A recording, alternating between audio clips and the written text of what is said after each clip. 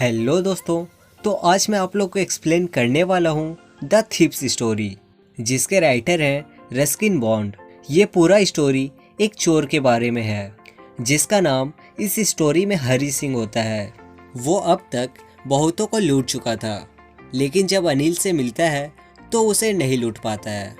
तो आखिर उन लोगों के बीच ऐसा क्या होता है, और आप लोग के एग्ज़ाम के लिए आप लोग इस वीडियो को पूरा ज़रूर देखें। तो स्टोरी को एक्सप्लेन करने से पहले मैं आपको इसके कैरेक्टर्स के बारे में बता देता हूँ। इसमें दो मेन कैरेक्टर हैं, एक अनिल, दूसरा हरी सिंह। तो चलिए अब मैं आप लोग का बिना टाइम वेस्ट किए सीधे स्टोरी को एक्सप्लेन करता हूँ। जब हरी सिंह अनिल से मिलता है तब वह सिर्फ 15 ईयर्स का था, मतलब सिर्फ 15 साल का। हाँ, आप ही लोग का एज का था। 15 साल की एज में वह एक्सपीरियंस्ड और सक्सेसफुल चोर था। जब हरी अनिल के पास जाता है तब अनिल रेसलिंग का मैच देख रहा था। अनिल लगभग 25 साल का था, मतलब 25 ईयर्स का। वह लंबा था और दुबला पतला था। वो हरी के चोरी वाले पर्पस के लिए एकदम सही था, क्योंकि वह दिखने में सिंपल था, काइंड था और इजी गोइंग था। काफ़ी दिनों से हरी सिंह का लक उसके साथ नहीं था, इसलिए वह सोचता है कि किसी भी तरह से मुझे बस उसका विश्वास जीतना है। थोड़ा सा फ्लर्टरी किसी को भी फ्रेंड बनाने में काफ़ी हेल्प करता है। यहाँ पे फ्लर्टरी का मतलब तारीफ करना या चापलूसी करना है। तो बस और क्या, हरी अनिल को चने के झाड़ पे चढ़ाने के लिए कहता है, आप भी एक रेसलर के जैसा दिखते हो। फिर अनिल रिप्लाई करता है, तुम भी वैसा ही दिखते हो, मतलब रेसलर के जैसे। और फिर हरी ऐसा सुनकर थोड़ा सा घबरा जाता है, क्योंकि उस टाइम हरी सिंह पहले से और भी ज़्यादा पतला था। हरी सिंह फिर कहता है, हाँ थोड़ा बहुत रेसलिंग कर लेता हूँ। अनिल फिर हरी से पूछता है, तुम्हारा नाम क्या है? हरी फिर झूठ बोलता है, हरी सिंह। उसका रियल नाम हरी सिंह नहीं था। हर महीने वो अपना नाम बदल लेता था। इससे वह पुलिस और उन लोगों से बचा रहता था जिन्हें कि वो पहले लूट चुका था। इतना इंट्रोडक्शन होने के बाद वो लोग रेसलर्स के बारे में बातें करते हैं, जो कि एक दूसरे को उठा पटक रहे थे। लेकिन हरी सिंह के पास करने के लिए कुछ नहीं था, तो फिर अनिल वहां से निकल लेता है और फिर हरी उसका पीछा करने लगता है।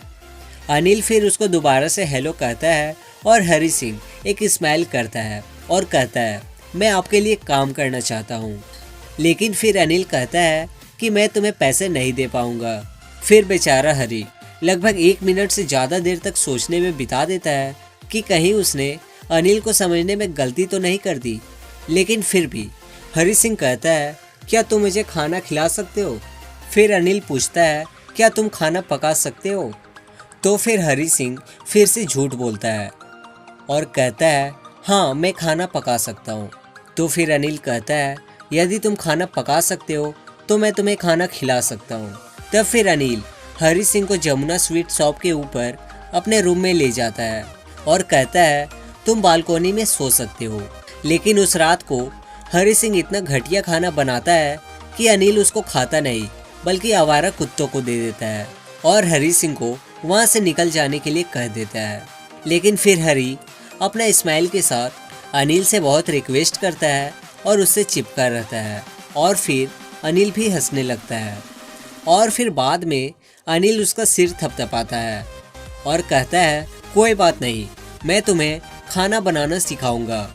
और फिर अनिल उसको अपना नाम भी लिखना सिखाता है और फिर कहता है, मैं तुम्हें पूरा सेंटेंस लिखना और नंबर्स को ऐड करना सिखाऊंगा। हरी सिंह अनिल का आभारी था।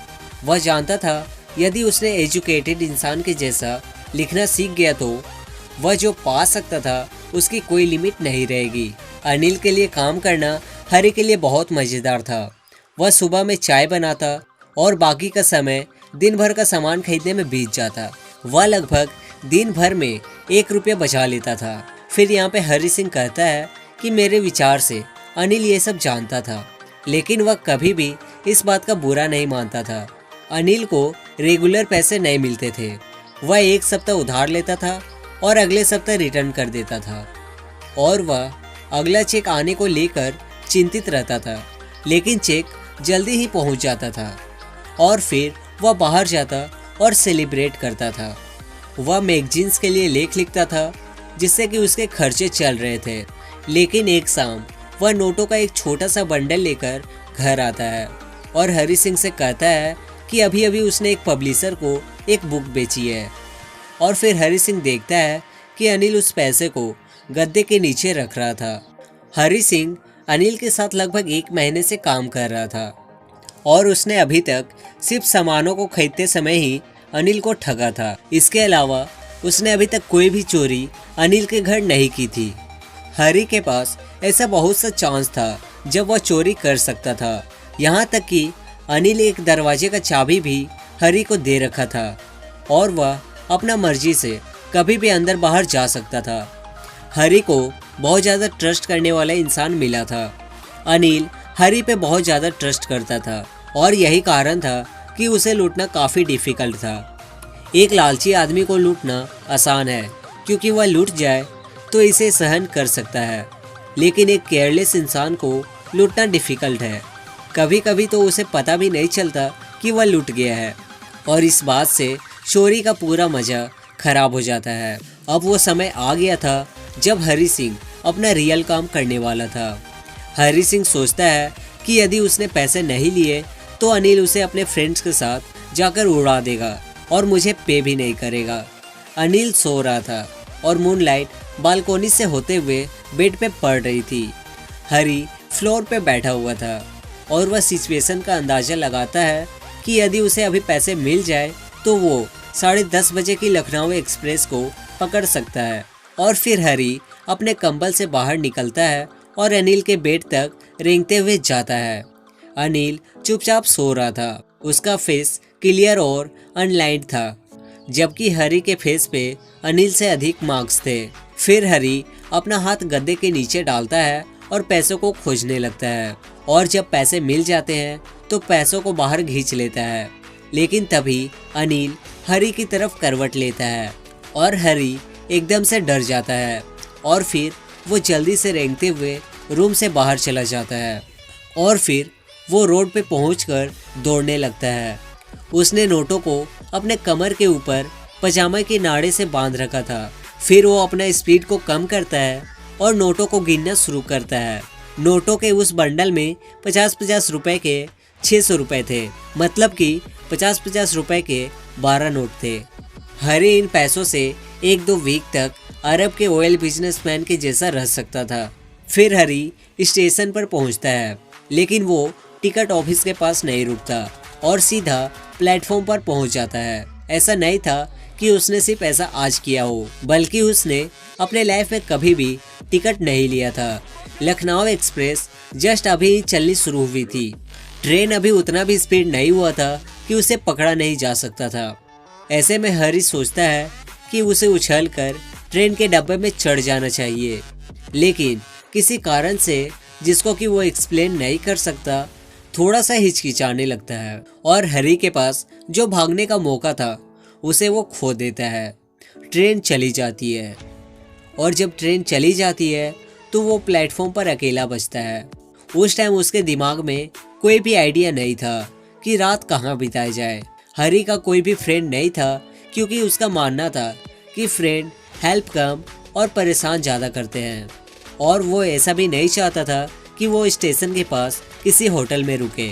वह केवल एक ही इंसान को अच्छा से जानता था जिसको कि वो लूट चुका था। फिर वो धीरे धीरे स्टेशन से मार्केट की तरफ चल देता है और उसने अपने लाइफ में चोरी करने के बाद लोगों के फेस को स्टडी किया था। जब उनकी चीज़ें खो जाती है तो लालची आदमी डर, अमीर आदमी गुस्सा और गरीब आदमी एक्सेप्टेंस दिखाता है। लेकिन हरी जानता था कि अनिल को जब इस चोरी के बारे में पता चलेगा तब वह थोड़ा सा सैड होगा, वो भी पैसे खो जाने के कारण नहीं बल्कि उसका विश्वास खो जाने के कारण। तब तक हरी एक मैदान में पहुंच जाता है और वहां एक बेंच पर बैठ जाता है।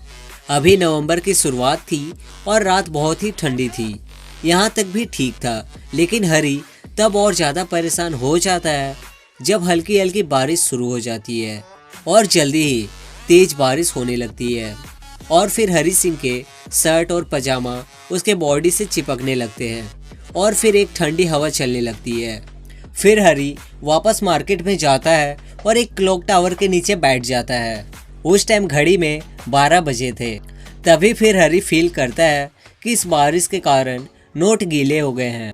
फिर हरी सोचता है कि मे बी सुबह अनिल मुझे 2-3 रुपए सिनेमा जाने के लिए दे देता, लेकिन अब उसका सारा पैसा मेरे पास है। अब हरी उसका खाना नहीं पका सकता था, उसके लिए मार्केट नहीं जा सकता था और वह सेंटेंस लिखना नहीं सीख सकता था।